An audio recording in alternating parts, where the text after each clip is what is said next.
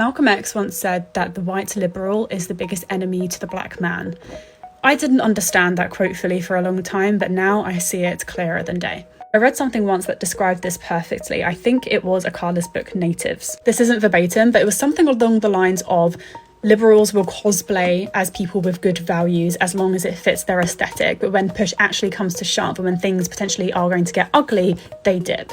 I had a bit of an existential crisis recently because a lot of the lefty friends in my area aren't coming to the fundraisers that I've organised. They're not coming with me on protests. They're not coming with me on counter demos. A lot of their excuses for not attending these things is because their mental health is too poor, but they have seemed got the energy to go to pride events or festivals. And I'm not saying that these people are bad people, but if you're only ever showing up and showing off your lefty politics in person at things where it's all lollipops and rainbows, I don't think you're as much of an ally as you think that you are. It's all very well thinking, I'm against what's happening in the UK, I'm against rising fascism, I'm against racism, I want a liberated Palestine. But if you're only ever thinking those things and it's not relaying into actual, in real life action, you are just a lefty in theory and not in practicality. And I am a strong believer that you are only as good as your actions. And by the way, I know that there are lots of different ways that you can show your activism. If you're not going out to protest because you're scared of showing your face or whatever,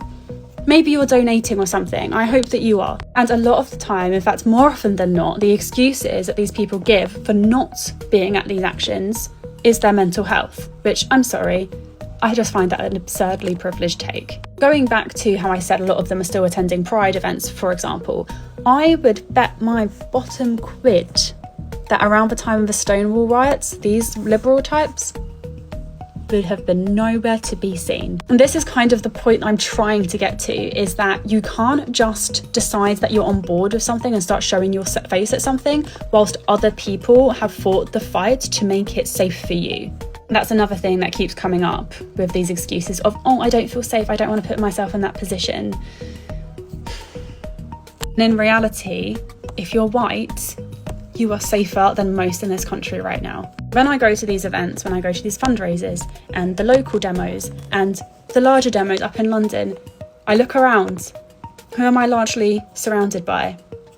People of colour, LGBT people, neurospicy people, or people who have known oppression. Back to the original Malcolm X quote that I started this video with. Why are white liberals so dangerous to the black man or to people of colour in general? Because they pretend to be allies. But when it comes to actually showing up, they disappear.